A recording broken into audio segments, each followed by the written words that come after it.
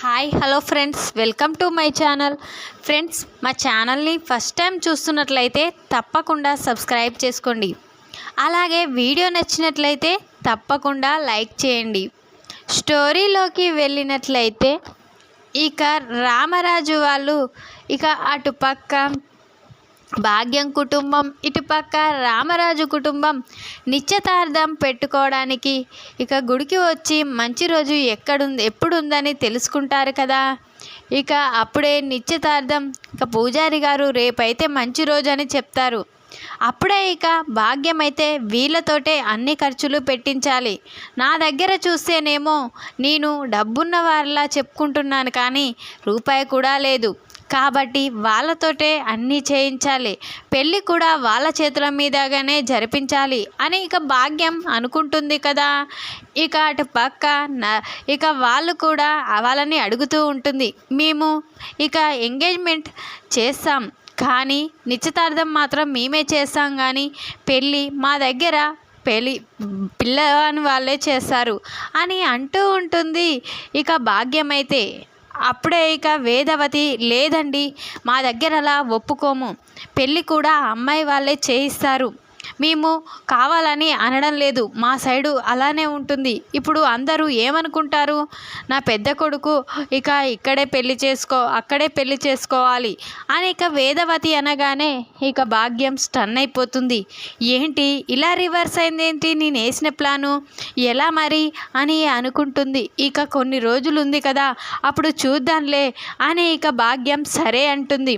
అప్పుడే భాగ్యం భర్త అయితే, ఏంటి భాగ్యం అలా ఒప్పుకున్నావేంటి, మన దగ్గర చిల్లి గవ్వ కూడా లేదు కదా, ఎలా చేస్తాం మనం పెళ్ళి అని అంటూ ఉంటాడు భాగ్యం భర్త. అప్పుడే ఆపండి, ఇప్పుడే మీరు ఎందుకు తొందరపడుతున్నారు, ఇంకా కొంచెం సమయం ఉంది కదా, ఆలోపు ఏదో ఒకటి చేసి వాళ్ళ చేతుల మీదుగా పెళ్ళి చేసేలా చూద్దాం అని భాగ్యం అనగానే సరేనని మేము వెళ్ళొస్తామండి అని రెండు కుటుంబాలు వెళ్ళిపోతారు. ఇంటికి వెళ్ళగానే భాగ్యం కుటుంబం అయితే భాగ్యం భర్త, తన పిల్లలు అందరూ, ఏంటమ్మా అలా ఒప్పుకున్నావేంటి, మన కాడ 10,000 తప్ప మిగతా రూపాయి కూడా లేదు కదా, మనం డబ్బున్న వాళ్ళని పెళ్లి చేసుకోవాలని డిసైడ్ అయ్యాం, కానీ మనకు పెళ్లి చేసే అంత స్తోమత లేదు కదా, మరి ఎలా ఒప్పుకున్నావు అని శ్రీవల్లి అంటూ ఉంటుంది. అప్పుడే భాగ్యం, లేదే నా దగ్గర కూడా చిల్లి గవ్వలేదని తెలుసు, కానీ పెళ్ళి గురించి ఆ వేదవతి గారు మననే చేయమని చెప్పేసరికి ఏం చెప్పాలో అర్థం కాలేదు, ఇంకా చాలా టైం ఉంది కదా పెళ్ళికి, ఏదో ఒకటి చేసి ఆ పెళ్ళి కూడా వాళ్ళ చేతుల మీదుగానే చేయిద్దాం, ఇక్కడితో మర్చిపోండి, ఎలాగైనా నేను చేస్తాను కదా ఇక్కడ భాగ్యం అని అంటూ ఉంటుంది భాగ్యం అయితే. భాగ్యం ఏమో కానీ అటు పక్క రామరాజు కూడా ఇంట్లో కూర్చొని ఆలోచిస్తూ ఉంటాడు. రేపు నిశ్చితార్థం అంటున్నాడు. ఈ చిన్నవాడి చూస్తేనేమో భయంగా ఉంది, ఇంట్లో ఎప్పుడు ఏం జరుగుతుందో అని వాని వల్ల టెన్షన్గా ఉంటుంది అని రామరాజు టెన్షన్ పడుతూ ఉంటాడు. అప్పుడే వేదవతి రామరాజు దగ్గరికి వస్తుంది. ఏంటి, ఏం ఆలోచిస్తున్నారండి, పెద్దోని పెళ్ళి గురించేనా అని అంటూ ఉంటుంది వేదవతి అయితే. అప్పుడే రామరాజు, కాదే బుజ్జి, ఏం చేయాలో అర్థం కావడం లేదు, ఇటు పక్క చిన్నోడేమో అదుపులో ఉండడు, ఎప్పుడో ఏదో టెన్షన్ తెచ్చి పెడుతూనే ఉంటాడు, ఇప్పుడు ఏం చేస్తాడో, పెళ్ళి వరకన్నా నిమ్మలంగా ఉండడా అని భయంగా ఉంది అని అంటూ ఉంటాడు రామరాజు అయితే. అప్పుడే వేదవతి, ఏంటండి ప్రతిసారి చిన్నోని అలా అంటారు, చిన్నోడు కూడా మంచివాడే అని అంటూ ఉంటుంది వేదవతి అయితే. అప్పుడే లేదు నువ్వు చూస్తూనే ఉంటివి కదా బుజ్జి అని అంటూ ఉంటాడు. అప్పుడే అక్కడికి ప్రేమ వస్తుంది. ఏంటి మామయ్య గారు ఏం మాట్లాడుతున్నారు, తను ఏం ఖాళీగా కూర్చోవడం లేదు, ఊరికే తన గురించి మీరు తప్పుగా అనుకుంటున్నారు అని ప్రేమ చాలా కోప్పడుతుంది. అప్పుడే రామరాజు, ఏంటమ్మా వాడినంటే నీకు చాలా కోపం వస్తుంది. వాడు పనికి చేత కాకుండా ఇక తన చదువుకు కూడా మా చేతుల మీదుగానే పెడుతున్నాం, కానీ కొంత కూడా ఆలోచన లేదు కదా. పెళ్లి చేసుకోవడంలో వాని నిర్ణయం అయితే ఓకే, కానీ మేము మాత్రం అవసరం లేదు. ఇప్పుడు కూడా మేము అవసరం లేకుండా తను బ్రతకగలుగుతాడా? ఇక ఏ రోజు బ్రతకలేడు. వాని వల్ల వచ్చిన సంబంధాలు కూడా వాళ్ళు ఏమనుకుంటారో అని భయంగా ఉంది అని ఇక అంటూ ఉంటాడు రామరాజు అయితే. అప్పుడే ప్రేమ, లేదు మామయ్య గారు, తను కూడా పని చూసుకోవడానికే బయటికి వెళ్ళాడు.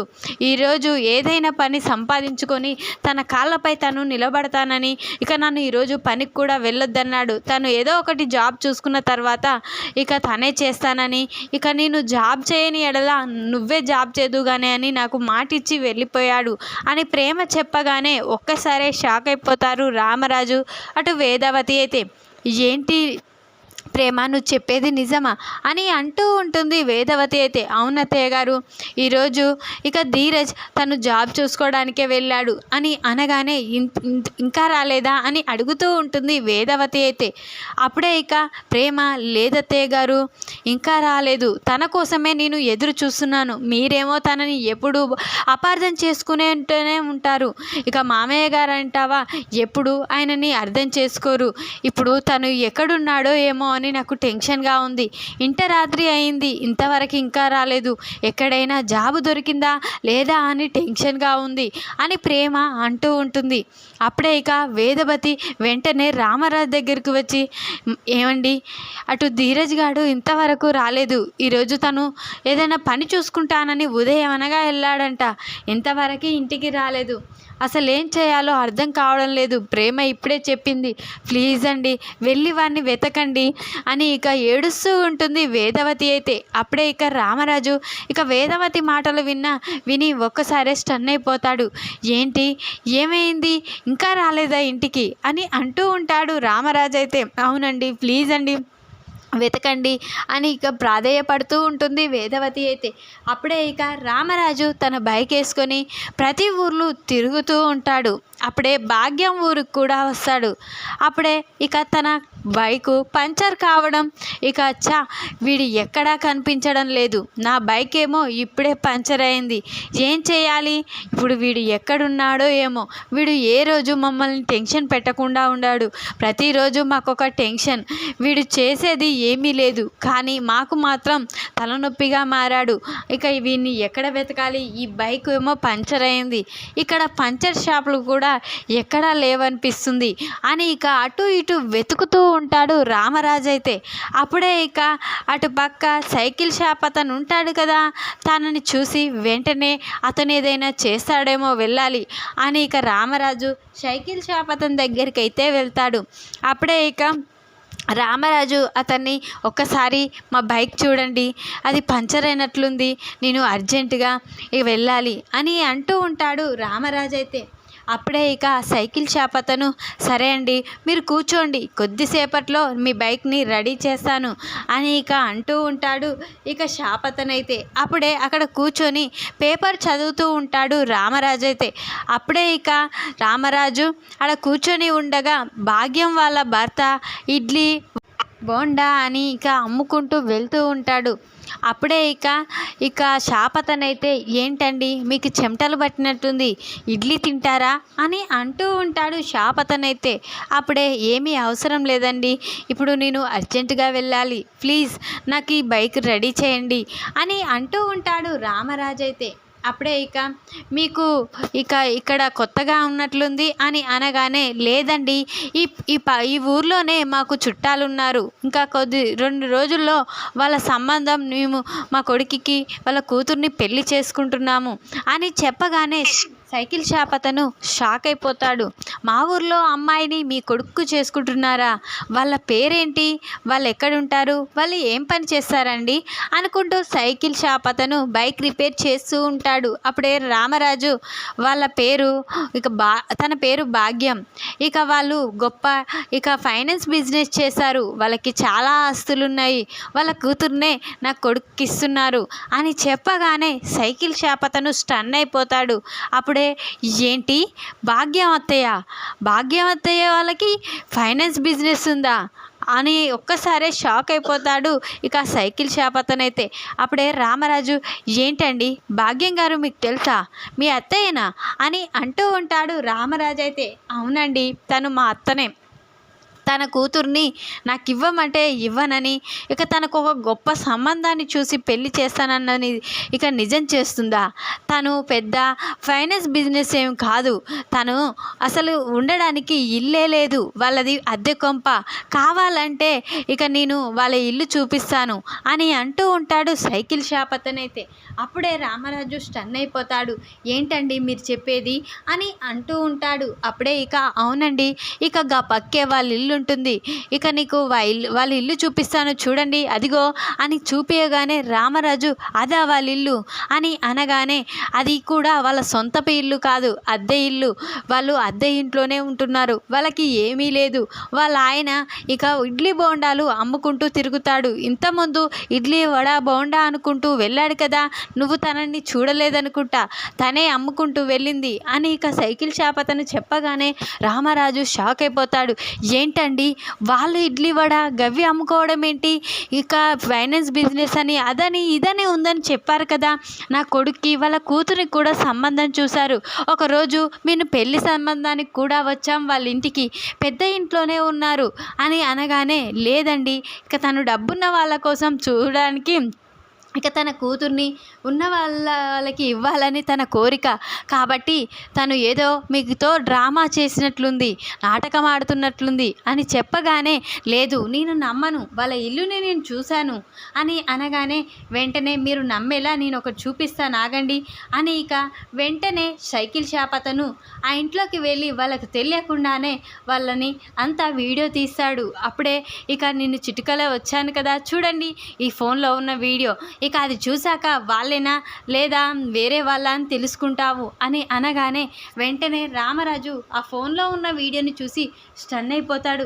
అవునండి వీళ్ళే పెద్ద ఇంట్లోకి మమ్మల్ని పిలిపించారు, ఇక మాతో పెళ్లి సంబంధం కూడా మాట్లాడారు, అంటే ఇదంతా మాతో ఆడుతున్న నాటకమా, వీళ్ళకి ఆస్తులు అంతస్తులు ఏవీ లేవా, ఇక అన్నీ ఉన్నాయన్నట్లు వాళ్ళు గొప్ప వాళ్ళన్నట్లు మా ముందు ఎన్నో చెప్పారు, చాలా థ్యాంక్స్ అండి, మీరు ఈరోజు ఈ విధంగా చెప్పబడికే మేము ఇలా ఇక తెలుసుకోగలిగాం, లేకపోతే మేము మోసపోయే వాళ్ళం అని రామరాజు అంటూ ఉంటాడు. సరే కానీ ఈ విషయం నేను చెప్పినట్లు ఆ భాగ్యం అత్తకు చెప్పకండి, తను మంచిది కాదు, ఇక నన్ను చంపేస్తుంది అని అంటూ ఉంటాడు సైకిల్ షాప్ అతనైతే. అప్పుడే ఇక రామరాజు అయితే, సరే అండి నీ పేరు ఏమీ చెప్పము అని ఇక అంటూ ఉంటాడు ఇక రామరాజు అయితే. ఇక అప్పుడే రామరాజు ఇంటికి వెళ్ళి చాలా కోపంతో ఉంటాడు. అప్పుడే వేదవతి, ఏంటండి ఇప్పటి వరకు రాలేదు, ధీరజ్ వచ్చి చాలాసేపు అయింది, వాని కోసం వెళ్ళావనుకున్నాం, కానీ నువ్వేంటి ఇప్పుడు వస్తున్నావు, ధీరజ్ ఎప్పుడో వచ్చాడు అని అంటూ ఉంటుంది వేదవతి. అప్పుడే, ఏం లేదు బుజ్జమ్మ, ఇక నేను అక్కడికి వెళ్ళాను, ధీరజ్ కోసమే వెతికాను, కానీ అక్కడ ఒక భయంకరమైన నిజం తెలిసింది అని అనగానే వేదవతి స్టన్ అయిపోతుంది. ఏంటండి ఏం విషయం అది అని అనగానే, ఇక మన చందుకి చేసుకోబోతున్న అమ్మాయి వాళ్ళకి ఆస్తిపాస్తులు ఏమీ లేవు, వాళ్ళకి అసలు ఇల్లే లేదు, వాళ్ళు ఒక నాటకం ఆడి ఇక ఆస్తి ఉన్నట్లు డబ్బు ఉన్నట్లు నటించి మన చందు గారిని పెళ్లి చేసుకోవాలని చూస్తున్నారు, వాళ్ళకి ఏమీ లేవని, ఇక వాళ్ళు ఒక ఇడ్లీలు అమ్ముకొని బ్రతుకుతారని ఇదంతా నాకు తెలిసింది అనగానే వేదవతి స్టన్ అయిపోతుంది. అప్పుడే ఇక, మీరు నిజం చెప్తున్నారా అండి అని వేదవతి అంటూ ఉంటుంది. అప్పుడే ఇక రామరాజు అయితే, అవును బుజ్జమ్మ, నేను నిజంగానే నువ్వు నమ్మనట్లే నేను కూడా నమ్మలేదు, కానీ అక్కడ నిజాన్ని కళ్ళకు కట్టినట్లు చూశాను అని అనగానే అని ఇక వేదవతి అయితే ఒక్కసారే షాక్ అయిపోతుంది. వెంటనే వాళ్ళని ఇక వదలొద్దండి, ఇప్పుడే వెళ్దాం పదా, మన చందు గాని పరిస్థితి ఏమయ్యేది మనం ఇదంతా తెలుసుకోకపోతే అని ఇక వేదవతి అయితే ఆవేశంతో ఇక రామరాజుని తీసుకొని భాగ్యం ఇంటికైతే వెళ్తుంది. అప్పుడే భాగ్యం ఇక నిల్చొని ఒక్కసారే షాక్ అయిపోతుంది.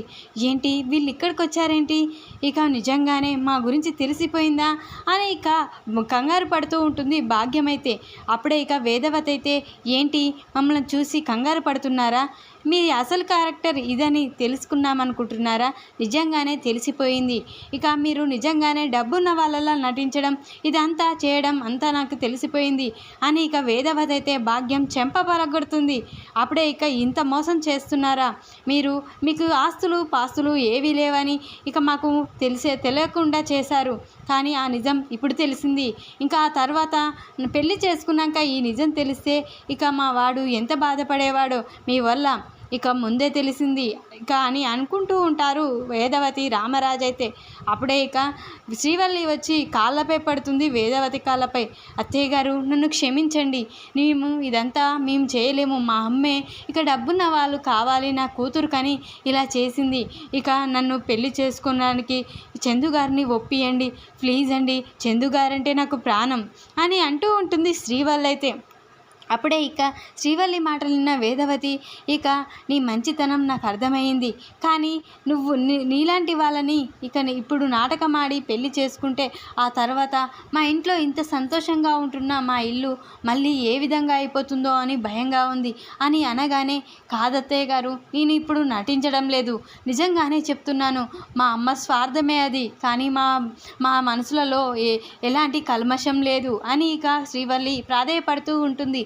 ఇక శ్రీవల్లి మాటలకి ఇక కరిగిపోయి వేదవతి రామరాజు, సరే అమ్మా నీ వల్ల మేము ఒప్పుకుంటున్నాం, కానీ ఇలాంటిది ఇంకా నా ఇంట్లో కూడా రిపీట్ చేస్తే మేము ఊరుకోము అని ఇక అంటూ ఉంటారు వేదవతి. ఇక వేదవతి అటుపక్క రామరాజు అయితే ఈ విధంగానైతే భాగ్యం వాళ్ళ కుటుంబం గురించి తెలుసుకుంటారు. ఈ వీడియో కనుక మీకు నచ్చినట్లయితే లైక్ చేయండి. మరిన్ని వీడియోల కోసం ఛానల్ని సబ్స్క్రైబ్ చేసుకోండి ఫ్రెండ్స్. Thanks for watching.